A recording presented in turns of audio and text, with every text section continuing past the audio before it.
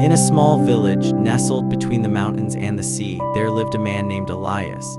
He was not a king, he was not a warrior. He was a simple farmer who worked the land with his hands. He had a wife, 2 children, and a small house made of stone. He was not rich, but he was content. He believed that hard work and honesty were the keys to a good life. But life had other plans. A drought came. The rain stopped and the crops withered. The river that had once flowed with life was now a dry bed of cracked earth.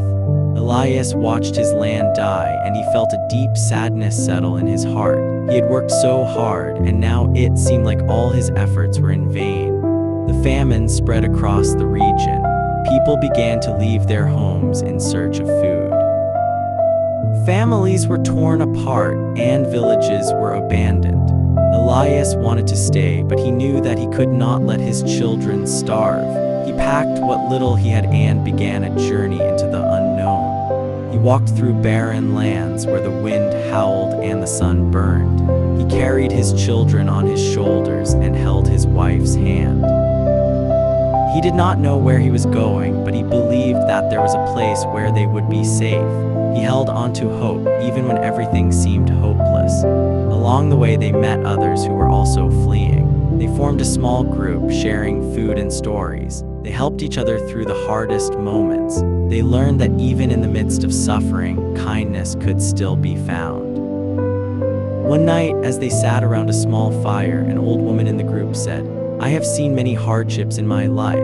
I have lost everything, my home, my family, my youth, but I have also learned something. The greatest suffering is not what happens to us, but what we do with it. Pain can either break us or shape us. It is up to us to choose." Elias thought about her words for a long time. He realized that he had been so focused on surviving that he had forgotten to live. He had been so consumed by his pain that he had lost sight of the people around him. He looked at his children and saw the fear in their eyes. He knew that he had to be strong for them.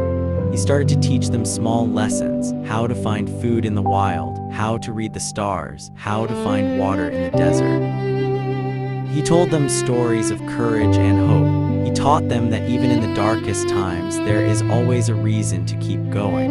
The journey was long and dangerous. They crossed mountains and rivers, faced storms and wild animals. Many of the people in the group lost their strength. Some of them gave up and turned back, but Elias refused to give up. He believed that there was a better place waiting for them. After many weeks, they reached a city by the sea.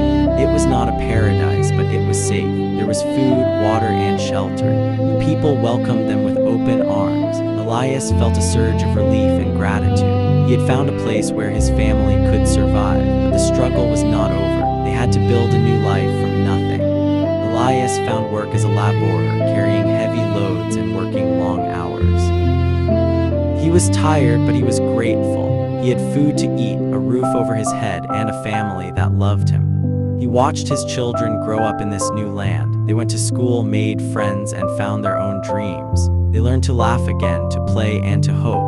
Elias knew that their journey had not been easy, but it had made them stronger. He often thought about the old woman's words.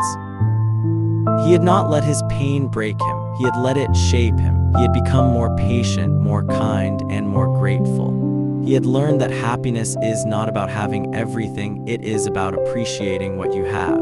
He also thought about his old home. He missed the hills and the river. He missed the smell of the earth after the rain, but he knew that he could not go back. His new home was here, and he had to embrace it fully. As the years passed, Elias became a respected member of the community. He helped others who were fleeing from hardship. He gave them food, shelter, and words of encouragement. He told them that the night always passes and that the sun will rise again. He would often say, "I have seen the darkness, but I have also seen the light. I have lost everything, but I have also found something greater." The journey is not about the destination, it is about the strength we find along the way. Elias grew old, but his spirit remained young. He spent his days sitting by the sea, watching the waves and remembering his journey. He felt a deep sense of peace. He knew that he had lived a full life, a life of struggle, love, and purpose. His children had grown up and started families of their own. They would visit him often and bring their children to hear his stories. They would gather around him and listen as he spoke of the drought, the journey, and the hope that carried him through. He would say, "Life is a journey of suffering and joy. The suffering is real, but it does not last forever. The joy is also real, and it comes to those who wait. Do not give up when things are hard. Keep walking, keep hoping, and keep loving." He taught his grandchildren that pain is not a punishment. It is a teacher. It shows us what truly matters. It reminds us of our strength. It deepens our compassion. It connects us to others who are suffering. He also taught them that the greatest gift we can give is love. In a world full of pain, love is the one thing that can never be taken away. It is the light that guides us through the darkness and the hope that sustains us in our hardest moments. His grandchildren would ask him, "Grandfather, how did you survive?" He would smile and say, "I survived because I never stopped believing. I believed in love and hope and in the promise of a better tomorrow.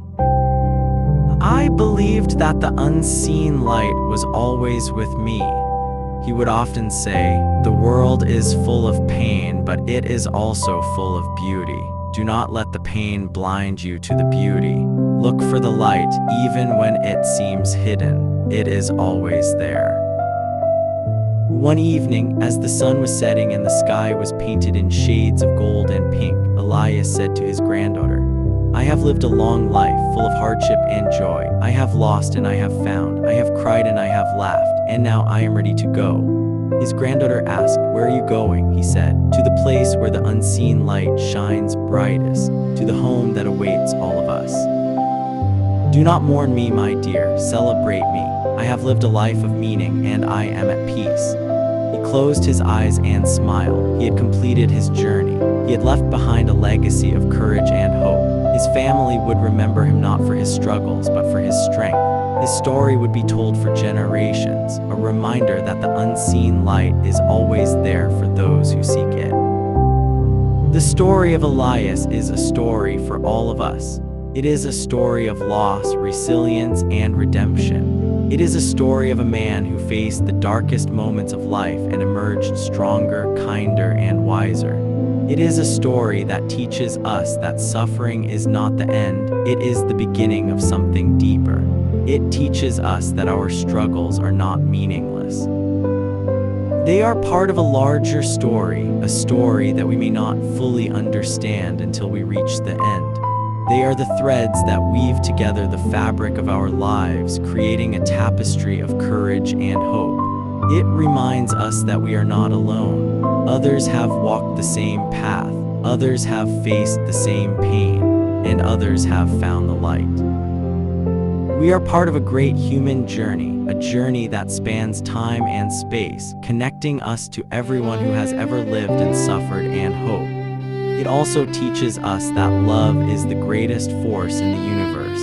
It is what sustains us in our darkest moments and what guides us toward the light. It is what connects us to each other and to the source of all creation. It is the unseen light that never goes out. The struggles of this world are real, but they are not forever. The pain we feel is temporary, but the love we give is eternal. Every act of kindness, every word of encouragement, every moment of compassion, these are the seeds of light that we plant in the darkness. And when we finally reach the end of our journey, when we have endured all that life has thrown at us, we will find that the unseen light was always there.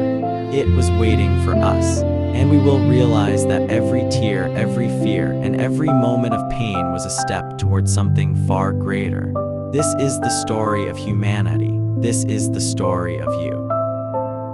And it is a story that is still being written with every choice you make, every step you take, and every light you carry into the darkness.